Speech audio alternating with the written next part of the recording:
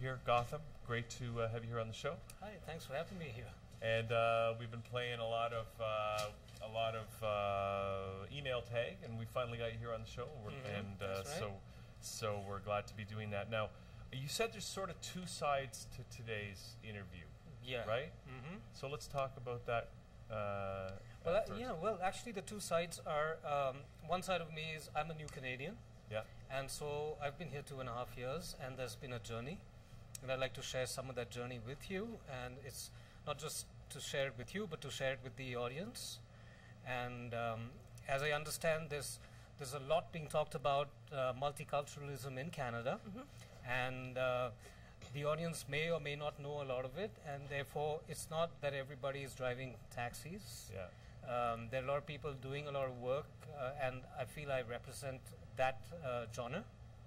And the second part is I would like to talk about Monsoon Communications, and that's the company that I work with as a partner. So that's the two stories for today. Okay, great. So let's talk about the journey that you've had as a new Canadian. Okay. So before landing in Canada, a lot of us, and we're sort of labeled as either we called an FTP or an IEP, and that means foreign trained professional, or an IEP or internationally educated professional. So there is this new segment of immigrants that are coming in large numbers into Canada. So these are the highly skilled. These are the skilled professionals. Right. Okay. And so as skilled professionals, we all have a career that we've left to come here.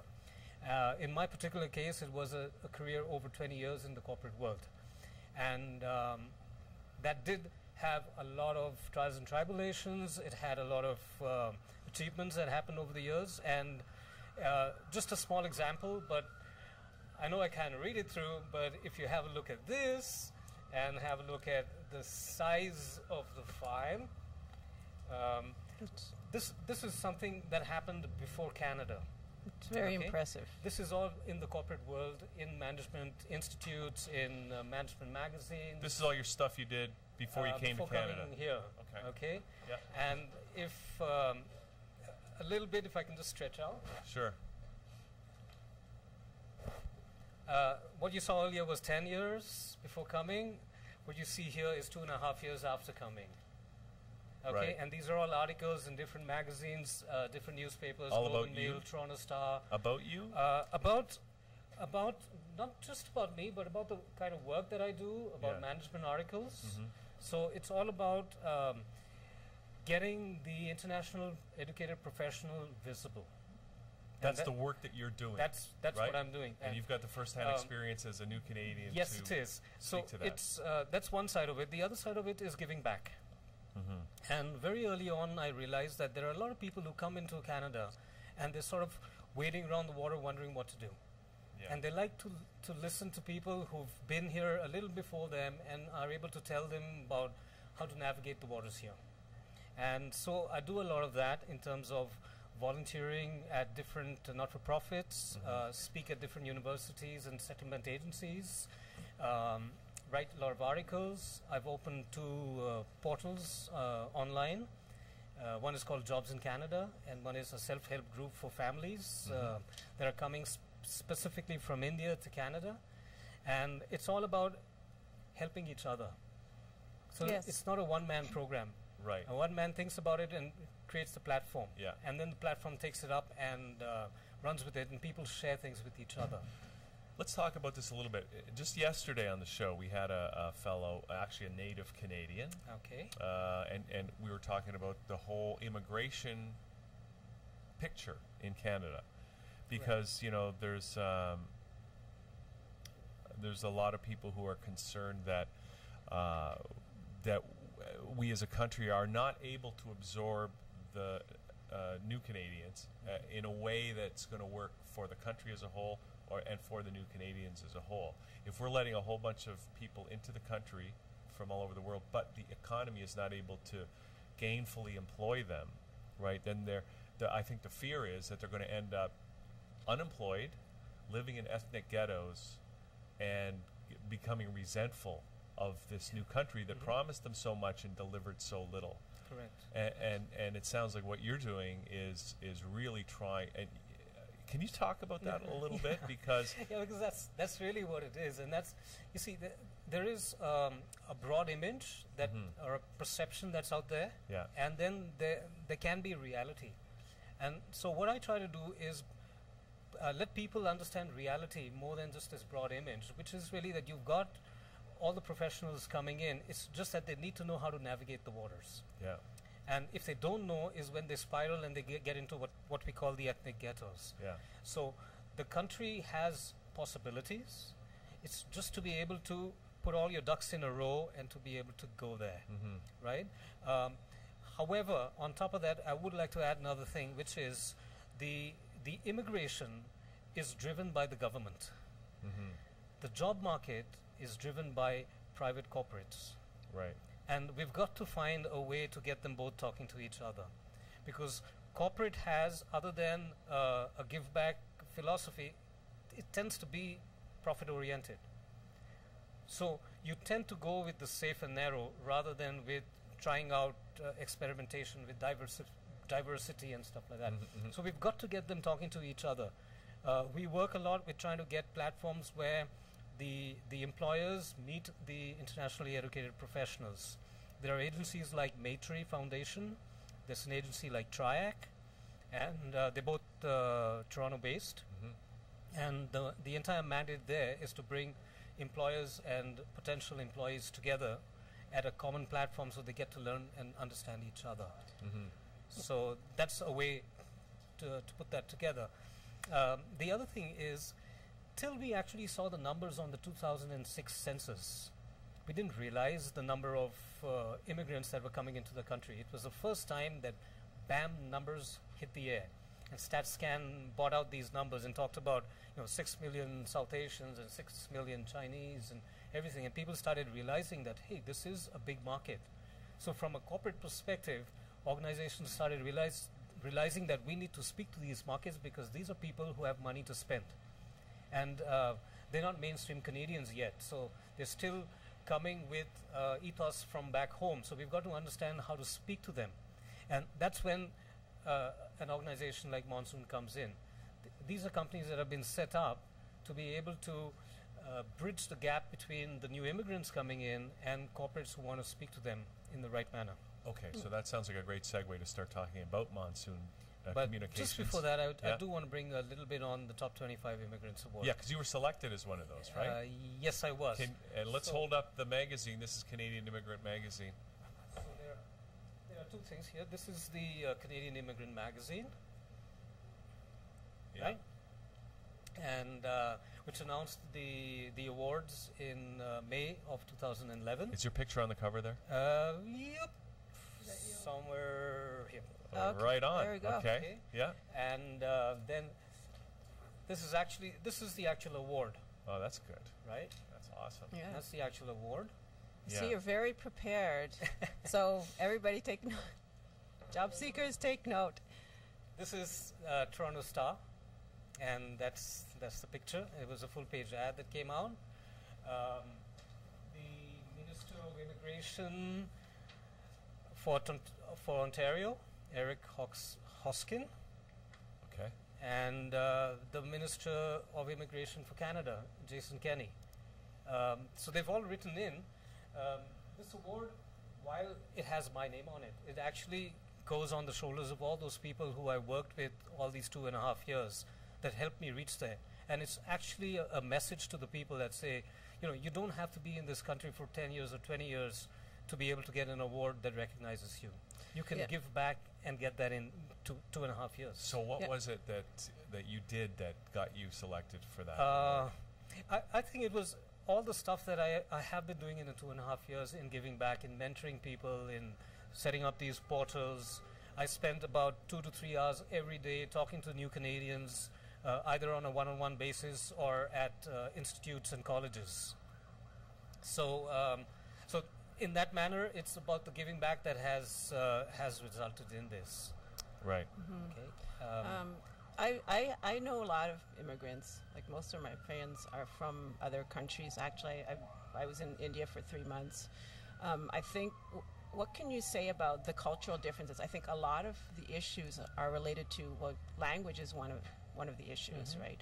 Not just that they, like most people from India speak English, but they may have a bit of an accent that other people don't understand, Absolutely. or sometimes they don't think that their accent is good, and in fact everybody understands them, like, so they don't necessarily see themselves or hear themselves the same way other people do. And there's also the cultural differences, right? Looking for work here is not the same way as in other countries.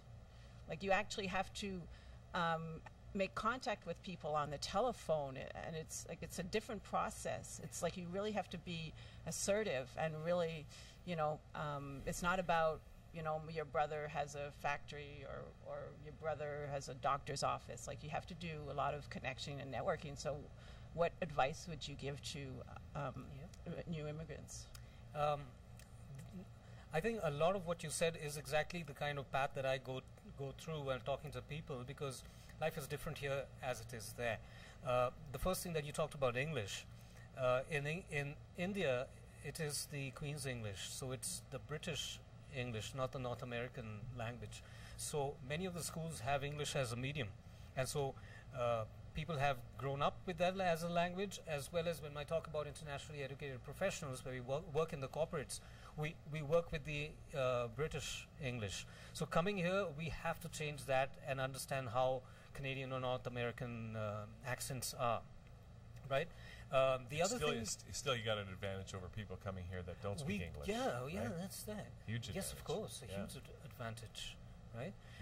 The other thing is, you talk about the lifestyle that you had back there, the kind of things you do, the way you address various things like looking for a job or making friends or entertaining yourself, right?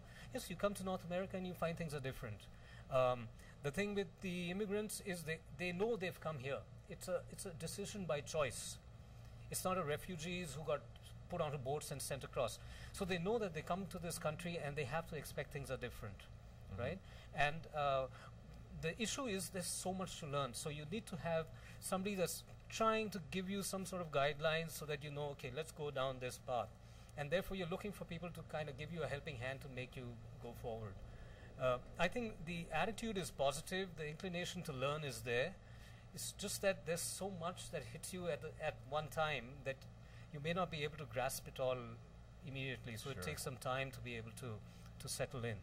Yeah, for sure. So what is Monsoon Communications? Okay, so here we come back to now Monsoon Communications. So what is happening is with this huge influx of immigration coming in, you've got people from different ethnicities, and primarily the two large groups are the South Asian and the Chinese. The Filipino community is catching up. So what is happening is, here you have a large segment of people with money to spend in terms of their living, their accommodation, schooling, telecommunication, etc. And you have Canadian corporate world trying to understand how best can I address this community. So you've got, therefore, organizations like Monsoon that come up, and we are able to understand the ethnic segments. So we're able to talk with the corporate worlds. Firstly, we understand the segments because we come from that background. Secondly is, we come from a corporate background ourselves. So we understand what a corporate requires, what a brand manager or a marketing manager or a VP marketing needs to look at, and we can speak the same language. So we're the conduit or the bridge between the two. We sit with them, we strategize, and then we create communication, and we go out to media, and we help them advertise out there. So this could be advertising. It is primarily PR. advertising and grassroots events. Right. So we work for companies like Kraft. We work for companies like Johnson & Johnson. We are working with Loblaws. So there are a lot of companies in Canada, big companies, who are interested to address the ethnic community. And then companies like Monsoon are there to be able to help bridge that gap. It's no longer what was happening earlier, where they take a mainstream advertising and they say, translate it into 10 different ethnic languages and put it out there. Because it just doesn't touch the core. Yeah, it's got to be the feel of it. It's got to feel, it's got to... There are different hot buttons for different ethnicities. Right, yeah. Right? Now, how does that work when those are the people that are coming here, they're still coming from their traditional culture in the old country, but the kids, the next generation, is a different story. Or is it? Tell us. So that's part of the strategy, which is you don't put all immigrants in a bucket. There are different segments of immigrants, and we've kind of broken that into three main segments. It's the 0 to 3 years. That's still the newcomers. They're trying to find their feet on the ground, just understanding what happens around the place. Then you've got your 4 to 6 or 4 to 7 years in Canada. They're people where both the husband and the wife have jobs, the kids are sort of settled into school. Now they're kind of getting geared into the Canadian life. They're taking holidays, they're going back home, they're settling in here, they bought their house, right? And then you have the 8 plus. They are closer to the Canadian mainstream. They've got their jobs, they've got what they need, they may be even having a cottage up in the country. So they started to think now much closer as the mainstream. So when you address each of these segments, you've got to address them differently. And that's part of what we bring to the table when we sit with the corporate companies and talk to them. So they are different. Then you've got kids who are, either we call them second generation, who are born here in Canada, or we call them 1.5 generation because they came as little kids, but they acclimatize very quickly. Once they get into that school system, within a year, they don't want the Indian food to carry, they want sandwiches and peanut butter and stuff like that. So they change very quickly, and they influence, therefore, the house. Right. We've talked to so many housewives that talk about, I have to balance the cooking in the home because my kids want a different meal, but my husband is still stuck back home, so he wants his spicy tandoori chicken or butter masala or whatever, and he wants it that way, but the kids want the mac and cheese and things like that. So she's struggling between budgets and balancing cooking, as well as got a job, and I've got to rush off at 8 in the morning. So there's a lot happening within their homes. So there's one of these magazines I remember, I wrote an article which is called A Day in the Life of a South Asian. And it takes you through a journey about what time they wake up, and it's just a normal day and the journey that runs through till they go to bed at night.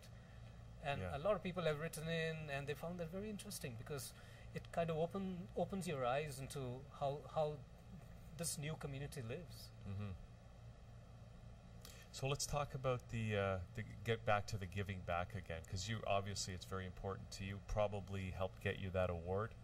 True. Right. Yeah. And it sounds like you think it's a good idea for all new Canadians to give back. I right? think so. You see, part of getting is giving. And when you come to this country as a new immigrant, you have a lot of value that you carry with you. And so it's important to find ways to be able to give that back out. And the minute you give that back out, the people in Canada are so nice that they want to give back twice. And so that's what you bring something with you, and you help share that out here, and you will find people talking back to you and saying, okay, how can I help you back?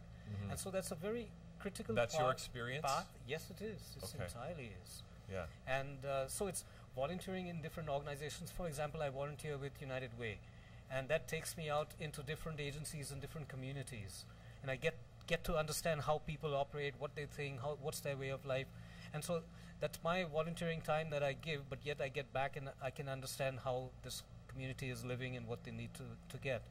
So giving is really the first, let's put it this way. Every immigrant comes to Canada and hears the term network. So what you were talking about, how do you get a job? Yes. So everybody hears about this thing called network. You've got a network to find yourself a job.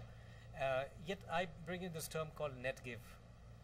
And it's like we all have a first name and a surname. So I say, think of network as your surname and think of netgive as your first name. So people call you by your first name. Let them know you as the giving that you do. So net giving becomes the way you think about it as your first name. Yeah, that's a great statement too, because in fact, anyone who's looking for work or is changing career, one of the strategies that is suggested is to volunteer. Because if you volunteer, people get to know you and they see what value you have. So, I mean, that's some advice that you can give to anybody who's looking for work. Well, it's just participation, right? It's participation in the culture, the new culture that you're in. Well, that's part of another thing, which is another term.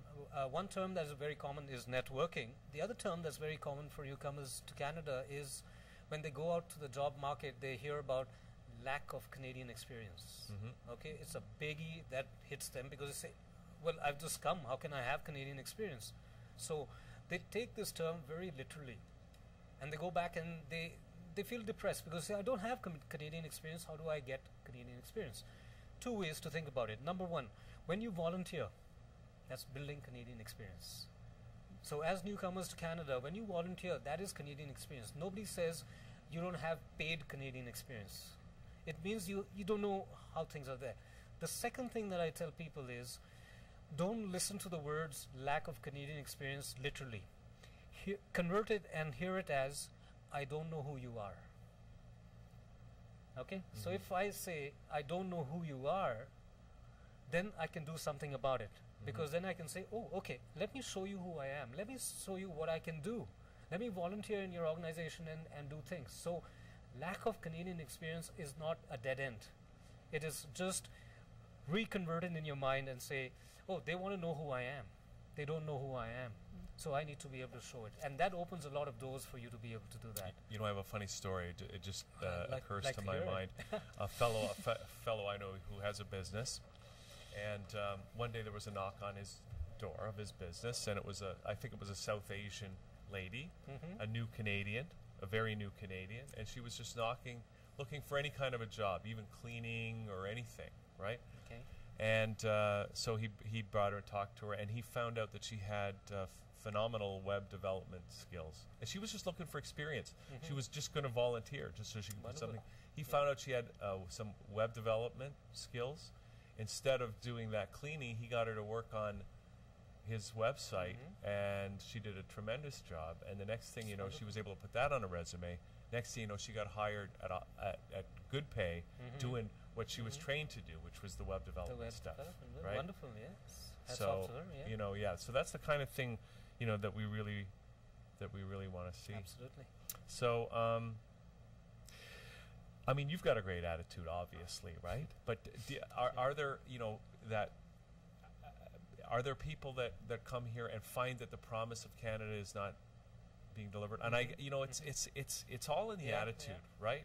But you know, sometimes you can wake up on the wrong side of bed. And well, at the end of the day, we are all human. Yeah. Okay, so human beings go through ups and downs, and there are times. I mean, I can't say I've been riding on a cloud all throughout. There are times that I've also felt depressed, right? Everybody goes through that, and that's part of life, right?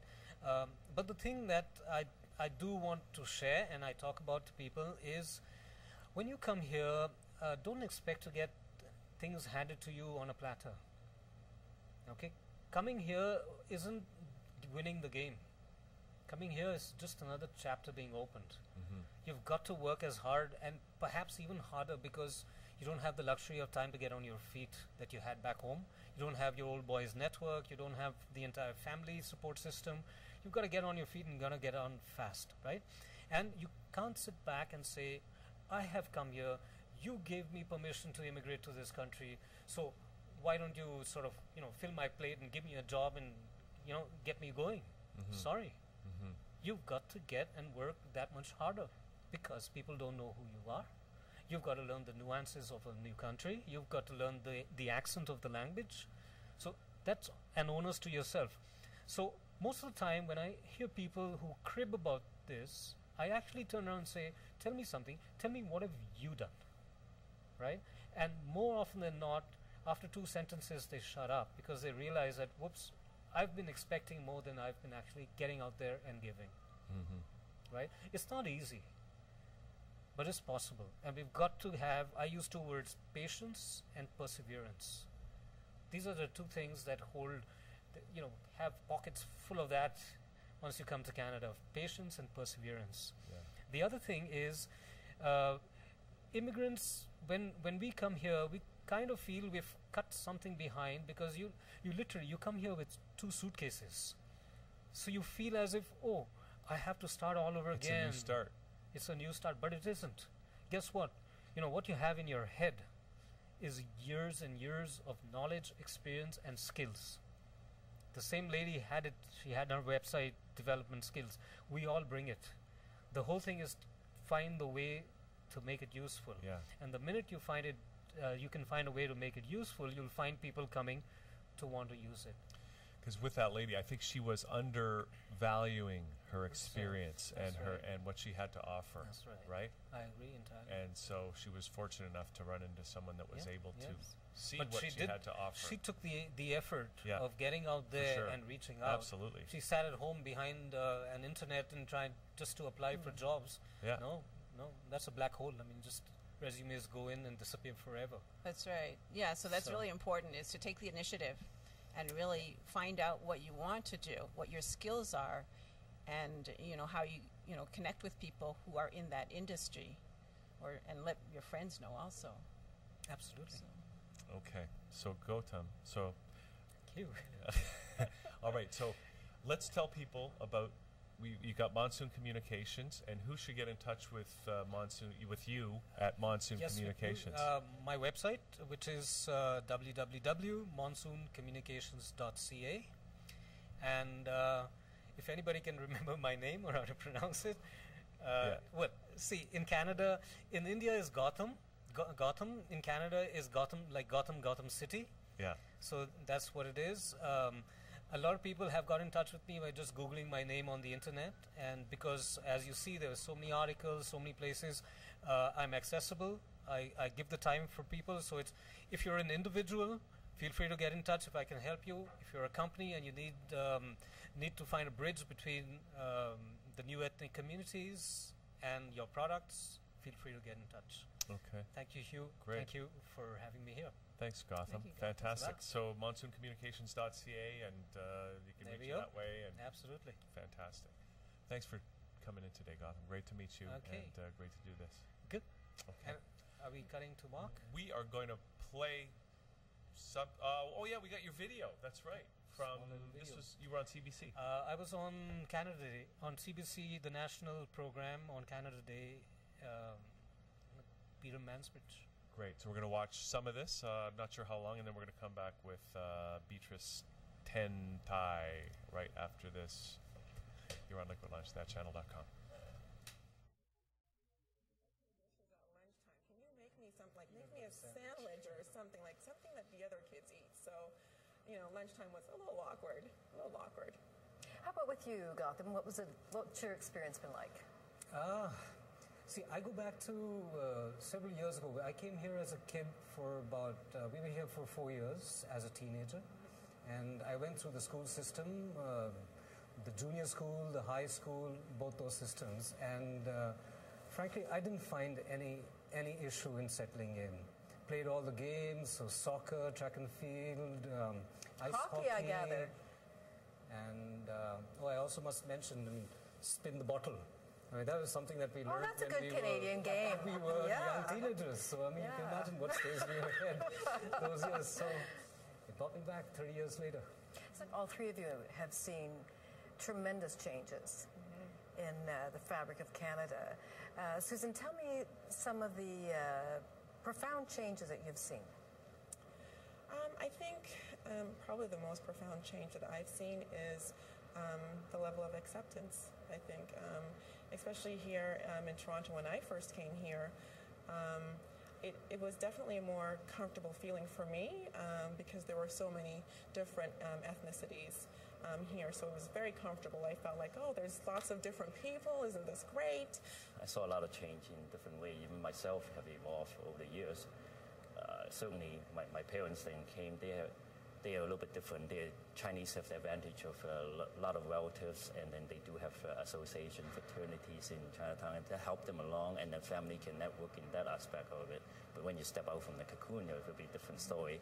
When I first came, I really want to fit in, have to be Canadian, don't want you to be, I wish I changed your skin and color and so on. But over the years, things are different, have developed, because the system has accepted, the country has changed with multiculturalism, and that we can be proud of our heritage and learn it. And many of us actually have taken that step in making advantage of it to show that we have something to contribute and people value that. Gautam. Most of the immigrants come and they settle down either in Toronto or Vancouver. And whereas in the earlier days you could say that there is a mainstream and there is a ethnic community or a multicultural community. Right. Today in areas like GTA or GBA, there is one common mainstream. That mainstream is changing. And there is a new mainstream that has got strings of multiculturalism in it. And so the mainstream is the blend. The mainstream is the new blend. That's right. So the future for Canada is a new mainstream that will be there. And that's the way I see it happening. How deep is that feeling, though, that sentiment, or that, the multicultural psyche? I wonder if either of you have felt a kind of resentment for being new immigrants, professionals, top of your game, when you're perhaps more successful than other people who were born here. Do you ever feel that sentiment? I don't know if it's a feeling of resentment, because I definitely don't think it's a feeling of resentment, but I do feel that sometimes you definitely have to be on your A game all the time, and more than other people.